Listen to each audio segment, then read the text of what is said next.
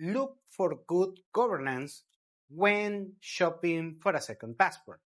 Today we discuss.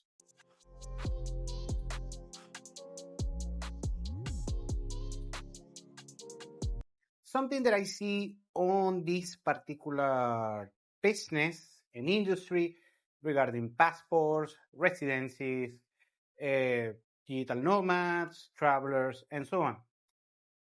Something that I see is that a lot of options are being pitched throughout the different platforms. And by the way, I'm no bashing any platform in particularly, but something that is not as discussed is the importance of good governance when you choose a second passport or residency for that matter. On the first place, we have to discuss the status quo that we're seeing right now on Western countries, North America, European Union, and so on, is that the level of governance is decreasing every single year. The results are lackluster, the tax policies are draconian, also the social civil policies are being dreadful on the past decade or so. And we're seeing right now several, first world countries, developed countries, turning very quickly into banana republics. And it is what it is. Of course, they still have very good average standard of living compared to the rest of the world. However, the trend is decreasing, decreasing, decreasing on just the pure standard of living for the average citizen. So if you come from one of these countries, and let's not put names on such countries, but you know which countries we are talking about, uh, the first priority is if you are in a position of getting a second passport, a second residency, is choose wisely which of these countries are going to give you a better future, and you can basically make a progression on such countries is regarding how good or how bad is the governance on such countries. For instance, the best case that we can mention right now is Argentina, that has a very good governance recently. But the question mark that we have right now on this particular issue is see if Argentina can stay on this particular trend of good governance after almost a century of terrible governance. Still a beautiful country.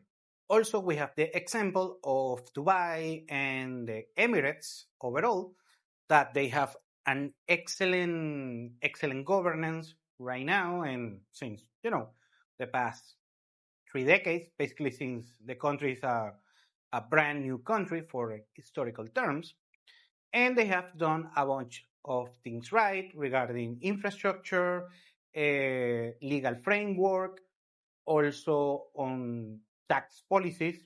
Of course, the taxes are changing a little bit, but still Dubai gets, and the Emirates overall, gets, the golden star of good governance.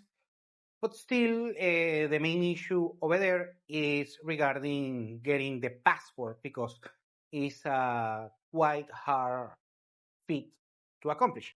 And of course, we have different players on the offshore industry, like Paraguay, that has interesting options for offshoring your presence or your taxes or whatever might be the case. I like Paraguay, gives you a good ROI, actually, and you are in Latin America. That's my sphere of influence. Also, you have Panama. Panama has an excellent governance, is arguably the best governance in Latin America, and also has very interesting structures for taxes, for residency, migration, banking, and so on. Of course, Panama has some limitations, but still overall a great governance indeed. Now, still in this continent, we have to talk about the Caribbean CBIs. that are on vogue on this industry since the past decade or so. And honestly, I'm not a big fan of the Caribbean CBIs. Everyone, San Lucia, something like that. Not my cup of tea. I think is Saint Kitts and Nevis.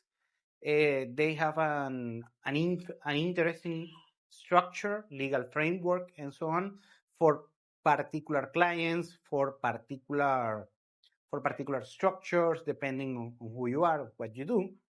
But afterwards, I'm not a big fan of these CBIs because, yet again, it's tied to the governance. And for me, the CBIs on the Caribbean countries, when you have CBIs, are not, I have experience dealing with these issues with these Caribbean governments, and they are, let's say, less than desirable when you have to deal with such governance and such governance.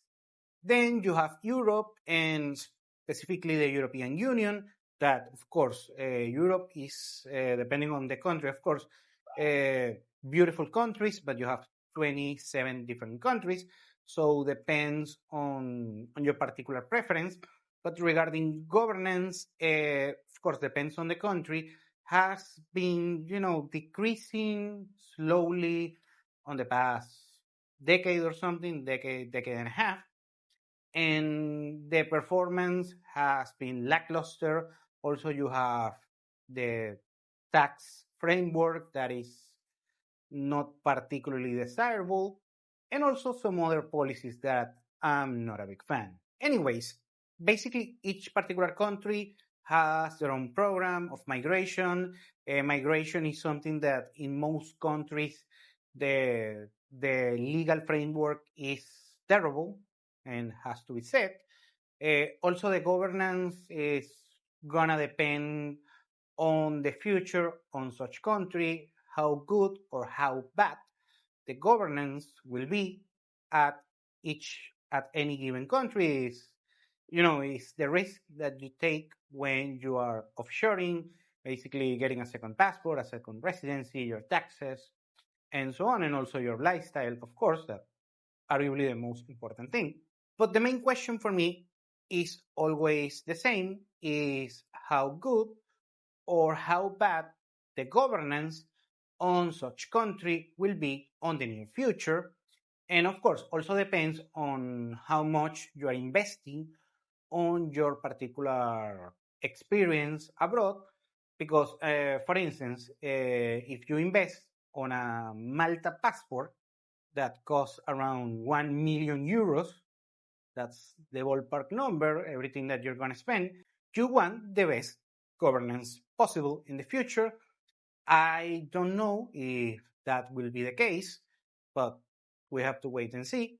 Also, if you're getting a cheap option, something, a quick residency, a paper residency, something like that, um, of course, I mean, if you're making a low investment, just a call option on the future, well, just take a shot. But also, you have to consider this particular programs that you invest in real estate or government bonds or something like that. When you are doing a significant investment, consider yet again how is the governance first, of course, on the net present, but also on the near future, because it's going to determine the outcome of your particular investment, that is going to be successful or not. So you have to be careful on that, because it's something that is not discussed as much on this particular industry.